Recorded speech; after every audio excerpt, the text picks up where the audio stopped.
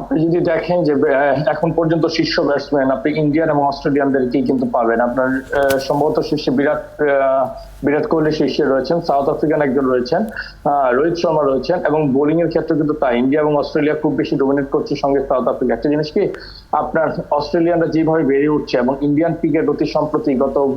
7-8 বছরে যেভাবে ক্রিকেট নিয়ে গবেষণা করছে এবং ক্রিকেটে যে প্রযুক্তি এবং বিজ্ঞানের যে অন্তর্ভুক্তি, পাওয়ার হিট বলেন এবং বোলারদের আপনার ডেথ ওভারে বোলিং বলেন কিংবা পাওয়ার প্লের সময় বোলিং বলেন, সবকিছু মিলিয়েই কিন্তু আপনি দেখবেন যে ক্রিকেটের যে উত্তরণের যে প্রক্রিয়া, ক্রিকেটের প্রযুক্তি এবং বিজ্ঞানের যে ব্যবহার, সবকিছু কিন্তু খুবই উন্নত মাধ্যমেই কিন্তু আপনার অস্ট্রেলিয়া এবং ইন্ডিয়া কিন্তু ব্যবহার করছে এবং ক্রিকেটাররা সেটা কিন্তু আত্মস্থ করছে, যে কারণেই কিন্তু তারা ইমপ্লিমেন্ট করতে পারছে খুব দ্রুত এবং সবার আগে। সো সবকিছু মিলিয়ে যদি আপনি দেখেন, এ কারণেই কিন্তু আপনার অস্ট্রেলিয়া এবং ইন্ডিয়ার যে ক্রিকেটিং কালচার রয়েছে, হয়তোবা ইংল্যান্ডের কালচারও অনেক বেশি সমৃদ্ধ, বাট অস্ট্রেলিয়া এবং ইন্ডিয়া এই চর্চাটা এবং এই যে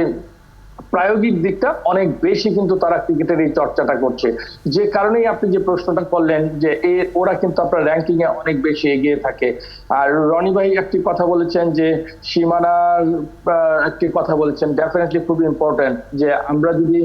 আমাদের টার্গেট ফিক্সড করতে না পারি, আপনি দেখেন আমাদের ক্রিকেট চিন্তার কথা বলেছেন রনি ভাই, আমরা তো আসলে এখনো চিন্তাটাই ফিক্স করতে পারি নাই, সীমানা কিভাবে পাড়ি দিব। তো সবকিছু মিলিয়েই আপনার এই আইপিএল আমার কাছে অত্যন্ত দুর্দান্ত মনে হচ্ছে। এখনো দেখেন 74টা ম্যাচের মধ্যে গতকালকে মনে হয় 35টা ম্যাচ হয়েছে,